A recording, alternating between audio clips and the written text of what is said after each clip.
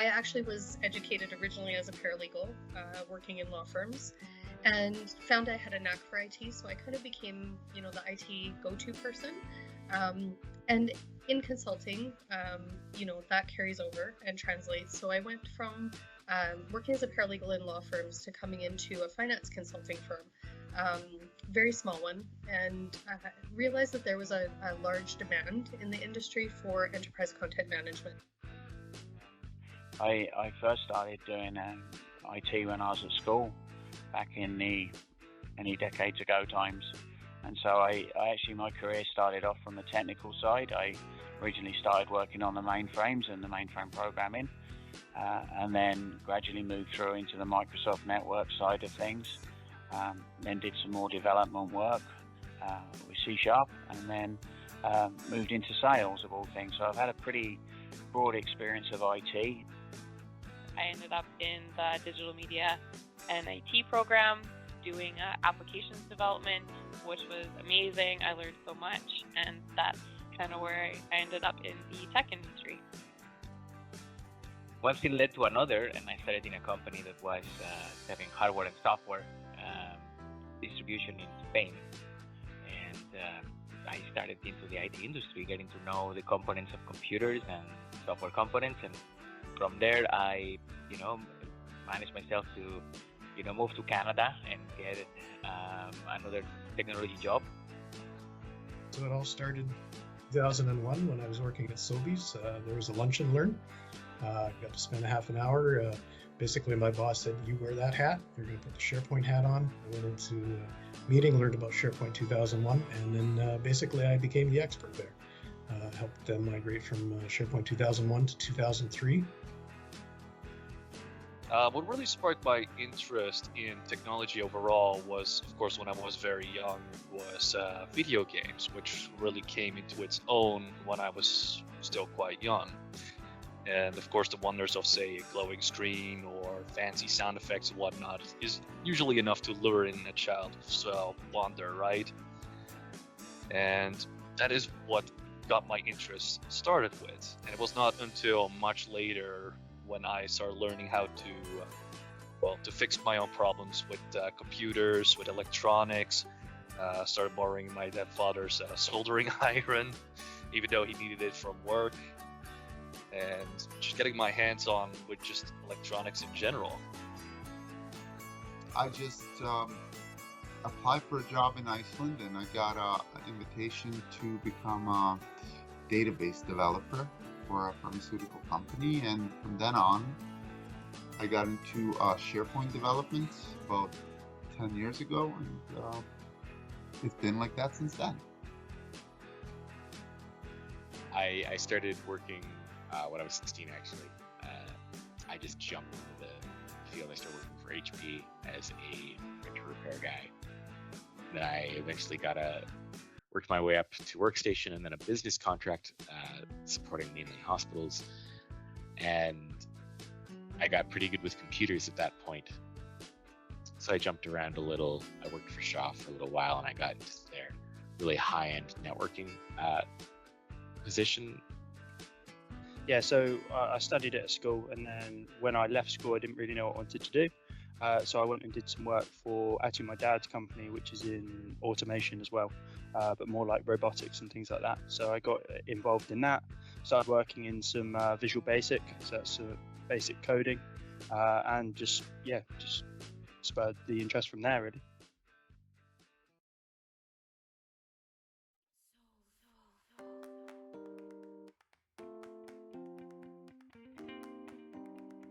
One key and important thing in the IT industry is it's so fast and it's so fast moving, this industry, that you actually have to learn often the new things. And because I actually did a specialization and certifications on software licensing for many vendors, that was one of the differentiators that I brought into my role. You gotta read, you gotta listen, and you can look for the right sources of information. Obviously, your vendor partners give us training.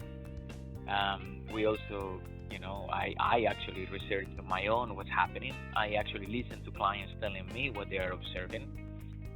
it is quite significant to keep the pace of what you are doing all the time, because you know, our clients don't have the time either, right?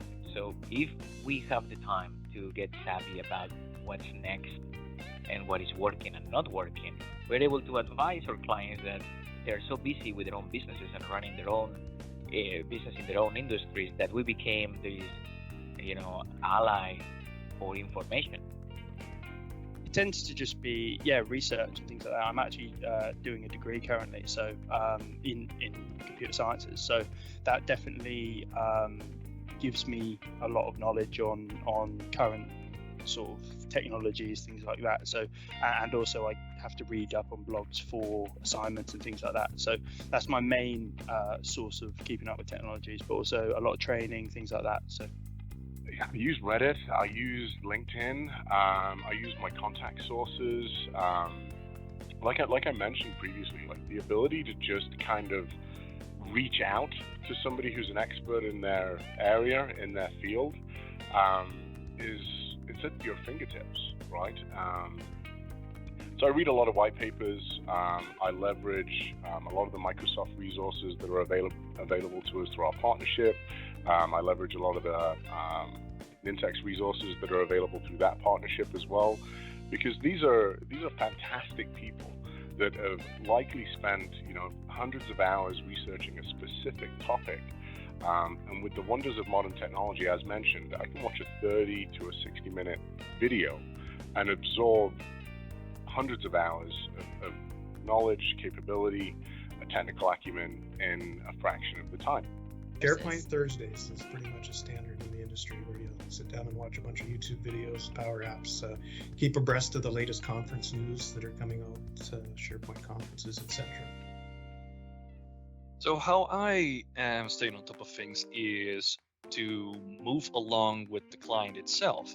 We have at Elantis a variety of clients with all kinds of environments, all kinds of software that they all have set up.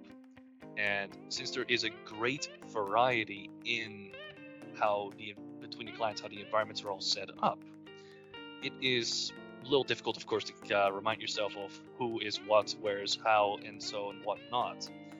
And with just a great variety of clients, you'll always be working on something different. And of course, some of the knowledge can be transferred from point A to point B and then to point C. And when one of our clients, of course, gets something new and they want help with that, then of course we learn how to stay up to date with some of that technology by being presented with a new problem from our client and then having to solve that problem. So we really stay up to date with that by solving the problems we are continuously presented with over time. You know, you use social network groups and use peers in social network groups. So you basically make sure that, you know, you're in the relevant groups, relevant to the job, and these groups send out notifications. And then if you do want to, you have certain influencers on the social network and you watch them. There's a stream of videos. I think the person's name is Shane Young, particularly for Power Apps. You know, you find the person that you like and you learn from the fastest, and that's where you get your information. The technology changes so fast that reading a book about technology is absurd, you know? Right, absolutely. So, yeah, I mean, we have a story particular with InfoPath. You know, I was expert in that, and then Microsoft decides to pull a plug on the whole thing. So should I say, you know, I read a book about InfoPath? No, you need something more dynamic than a book in order to stay on the top of the technology. I try to find the newest, fanciest things and see how many ways I can break them, and then sometimes I just repetition of destroy and create, kind of.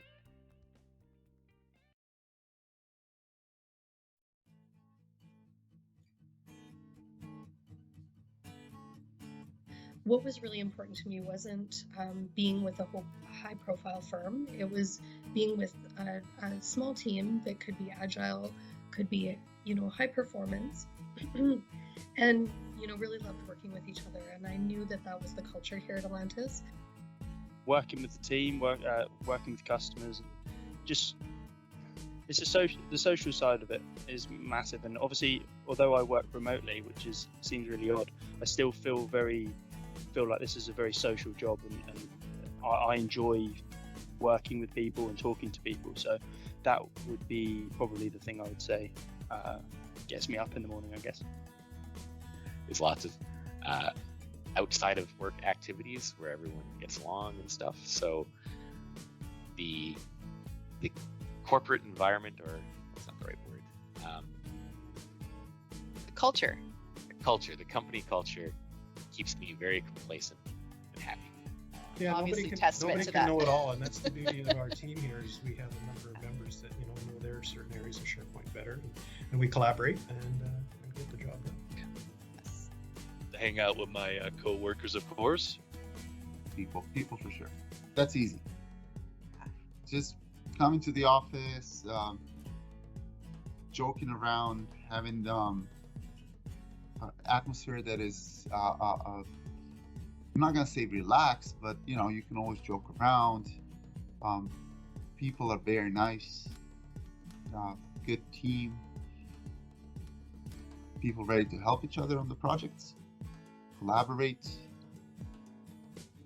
It was so amazing to meet, because I've worked for a number of different companies in the past, and that emphasis on culture and making sure that you come to work happy and you're getting something out of it, you have progression, it just really drew me into it. And I was like, I need this job, I need to work with these people, they are my people.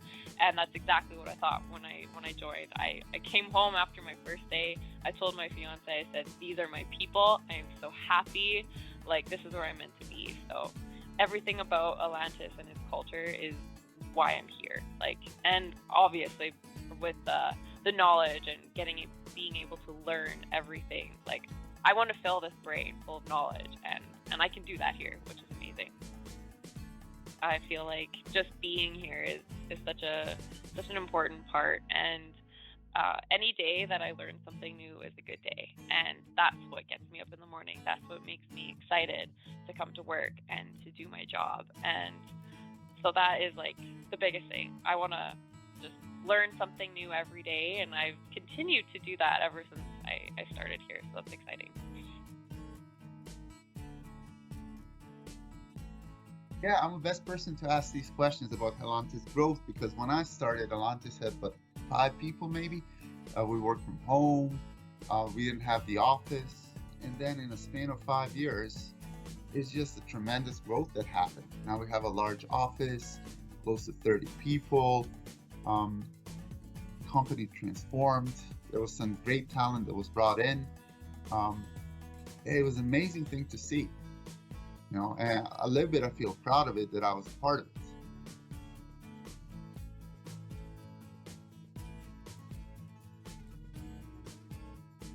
it. Good. It's good. It's good exposure. Good to sort of have different days. It's just something I guess that's attractive about working in IT, is that every day is different. I know I've worked in quite a few other jobs which every day is very, very similar, but with this it's different challenges, and yeah, it's only positive. So every day is a brand new adventure. You think you're going to do one thing, but you're going to probably do some other things in between. So it's never boring. You are always challenged, and I like being challenged.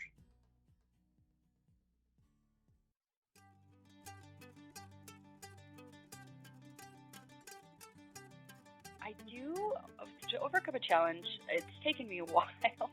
It's because I tend to sometimes ignore things. If I ignore it, it'll go away. That is not the proper response to challenges.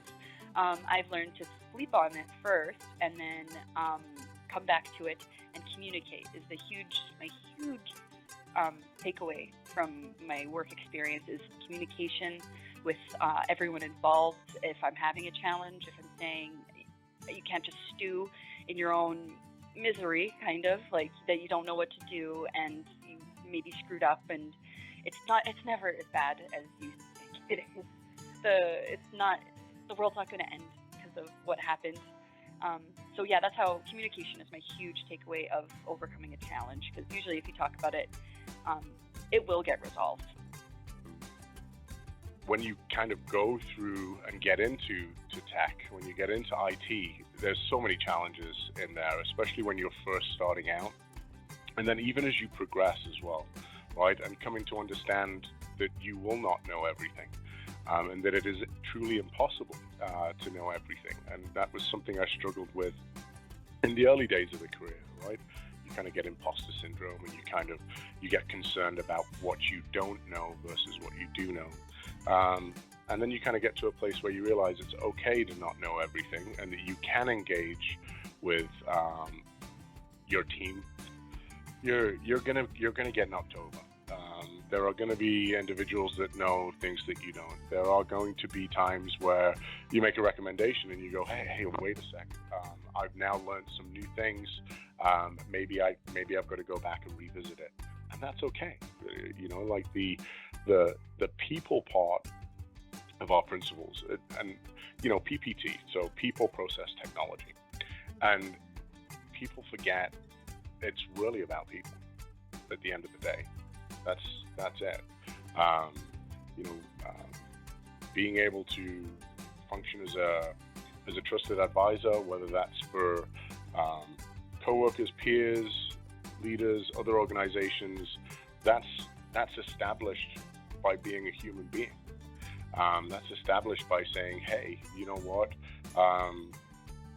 Not perfect, but striving to be.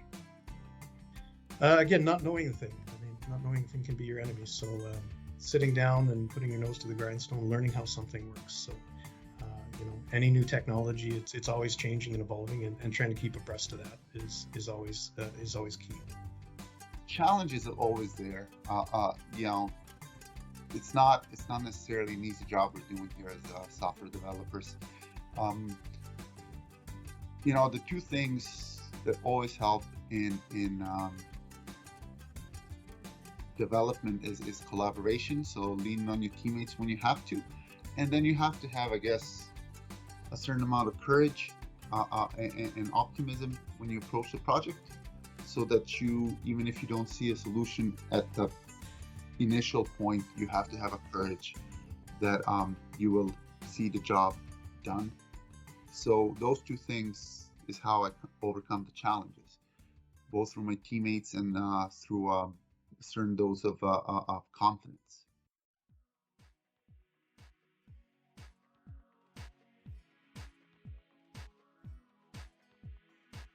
Ask as many questions as you can is the one thing I would say.